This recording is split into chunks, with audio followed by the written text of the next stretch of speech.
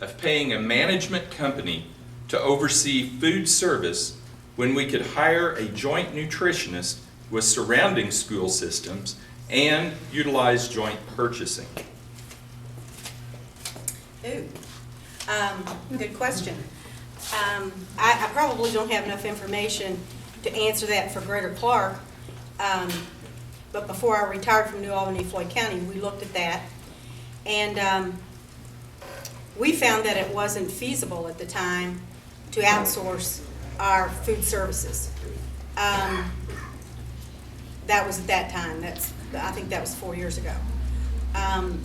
Before you would make a decision like that, you have to know how you're going to save money, and is it really a savings? Because sometimes it looks like a savings to begin with, but when you start looking into other things, you find out it's really not a savings. And again, like I said, when you look at those numbers, that's one thing, but when you know that cafeteria lady that hugs that kid every day, and that's the only hug he gets all day, it's hard to say, you know, they're dispensable. So I would have to be convinced that it would save enough money to make a difference. Because I think probably most people here probably agree that, you know, the question's a good one, but I don't think we have enough information to make that an informed decision tonight. I think all of us would need to do much more research and take a look at the pros and cons, you know, of the situation before we can make a decision. But I think it's something important that everyone should definitely, you know, look at. We should look at all ways in order to try to save the money anywhere we can for the school system. I can speak to that because I've already had to vote on that.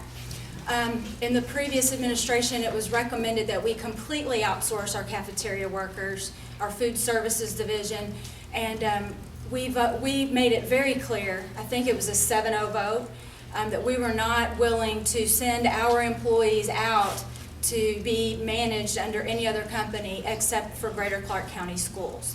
So there was a compromise made, and we kept our employees, but they did bring in a management company to oversee some of the buying and making services consistent across the corporation and such.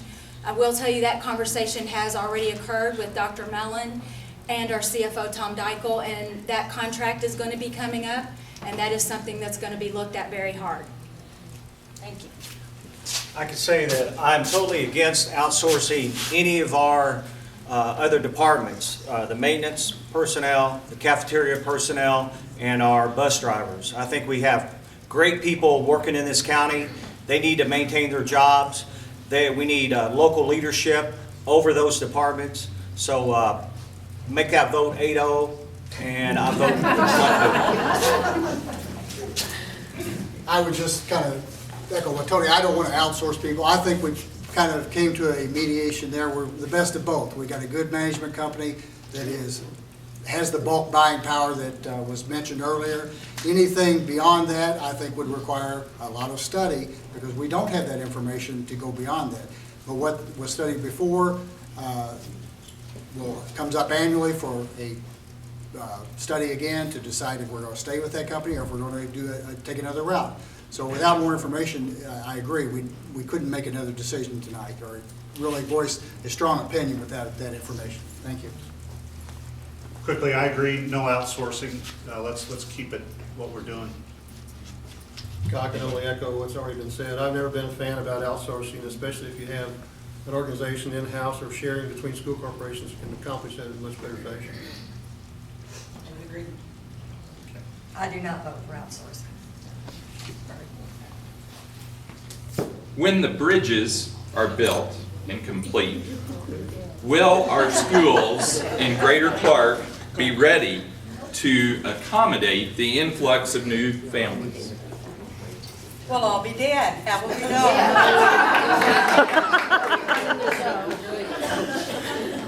I'll start. Do we get 30-year terms? My stance on that is there's been a quote a long time, build it and they will come. I think we ought to build it before they come.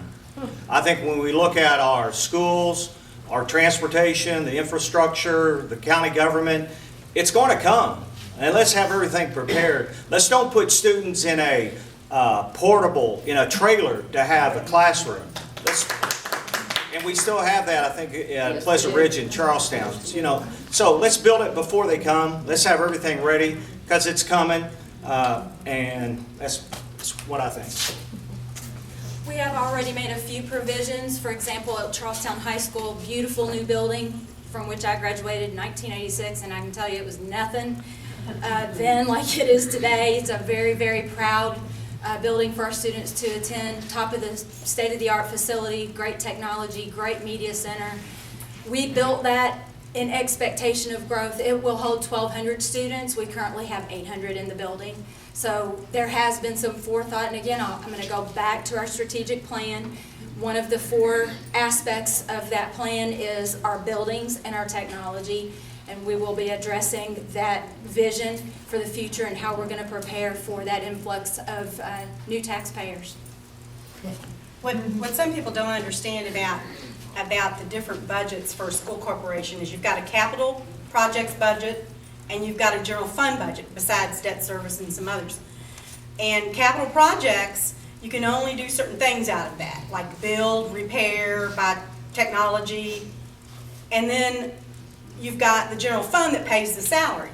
And I had to deal with, on more than one occasion, how come you're building these beautiful buildings or doing all this and you can't give the teachers a raise?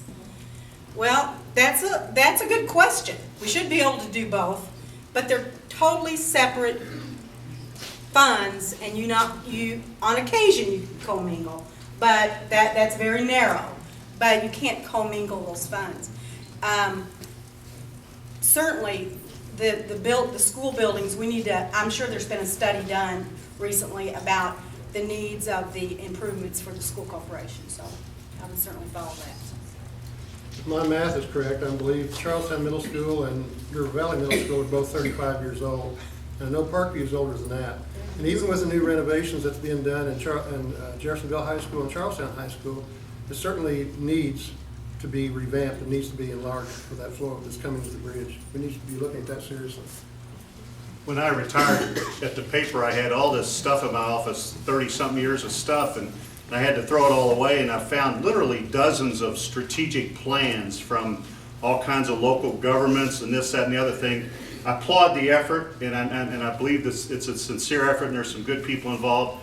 Let's hope that the plan comes up with some good ideas that we really do follow up on, whoever gets elected. I think we can make that pledge, because it's not just a plan that sometimes sits on a shelf, but we really have to act on it. It's a huge question.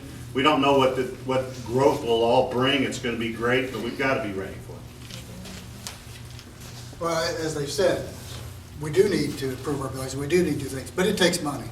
We don't have any money. We've cut $4 million last year, we got $2.7 million this year.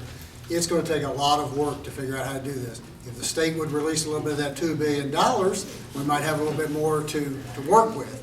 But over the past several years, about 8, 9, 10 years ago, Greater Clark had a $20 million rainy day fund, give or take. It has dwindled, been used down to where we don't have any cushion now. We already have the 3 high schools that we've had to build and we owe for. It's a thing we have to do, but to build it before they come is going to be difficult because the money doesn't come before they do. So it's good and we need to do it. How to do it, how to finance it, that's going to be the question. I will say that the predecessors before this Greater Clark County School Board did look to the future, and there are 25 acres set aside for a new school when the need does get here, when the bridge is done. We are on the way. We are on the right path. We just need some money. And I would agree with what's been said. Once again, you know, we recently just talked about how do we improve our enrollment. I mean, this would be a golden opportunity to increase our enrollment, but it does come with a price. So we just have to be cognizant. It sounds like there's groundwork's being laid, and we just have to be able to, you know, weather the storm, but yet be prepared for when it does happen. I agree with everyone, so I'm in the essence of time, and I think people want to leave. Okay.